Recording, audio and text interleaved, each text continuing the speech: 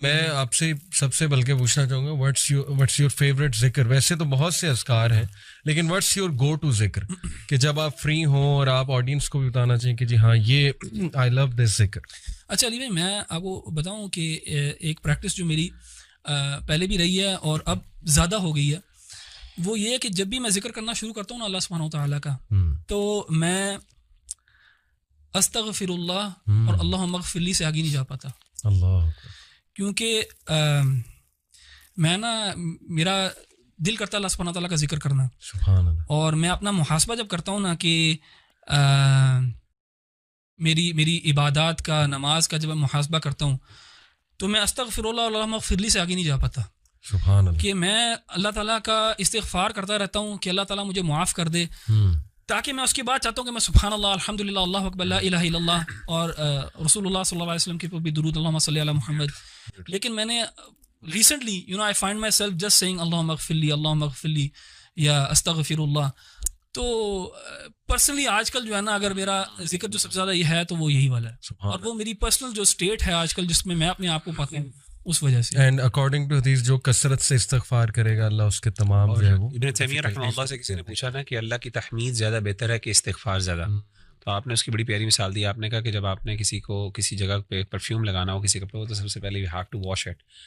سو اس کی پرفیوم تو تحمید اللہ کی تو وہ ایک خوشبو ہے، اور آپ کی گندگی جب تک صاف نہیں ہوگی تو سبحان اللہ، یعنی استغفار کئی دفعہ پریسیڈنس رکھتا ہے اوور سبحان اللہ. Amazing example. اچھا، while I agree with what Ahmed بھائی نے کہا ہے، لیکن آن دا کنٹریری اگر آپ دعا دیکھیں یونس علیہ السلام کی، تو اس میں آپ کو ایک دوسری پکچر ملتی ہے. میرے لیے پرسنلی جو ہے نا، حوقلہ جس کو کہا جاتا ہے، لا حول ولا قوت الا باللہ، یہ بہت امپاورنگ، مجھے بہت امپاورنگ دعا لگتی ہے، کیونکہ اس میں جو ہے نا وہ اس بات ہے اللہ تعالیٰ کی طاقت اور قدرت کا.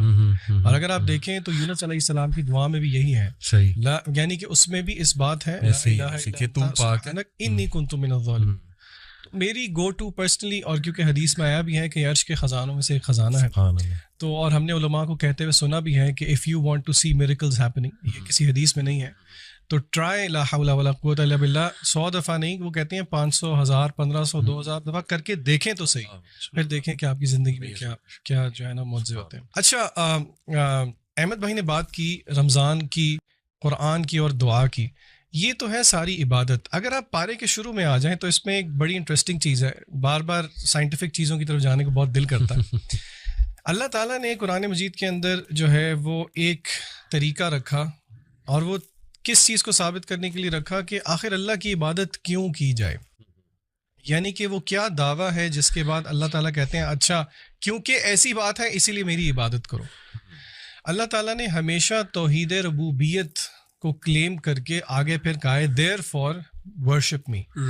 کیا مطلب توحید ربوبیت؟ کہ مثلا اللہ تعالیٰ خالق ہیں، اللہ نے یہ پیدا کیا، اللہ نے وہ پیدا کیا. تو میں جن آیات کی طرف اشارہ کرنا چاہ رہا ہوں وہ آیات یہ اس پارے کے بالکل شروع ہی میں ہیں.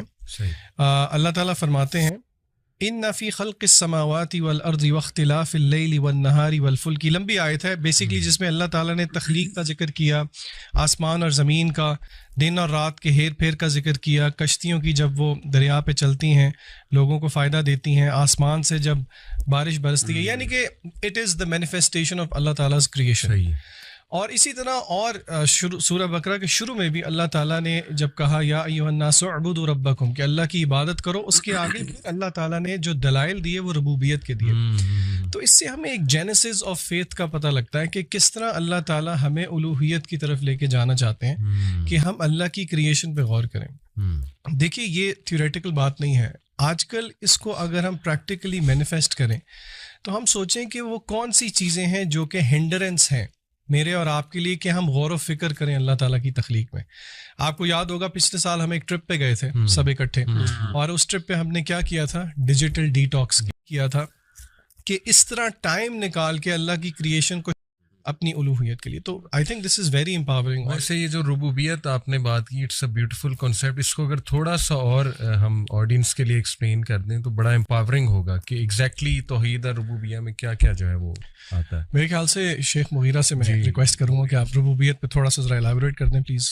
جی اس میں نا توحید ربوبیت میں بنیادی طور پہ ویسے تو اللہ تعالیٰ کا خالق مالک ہونا.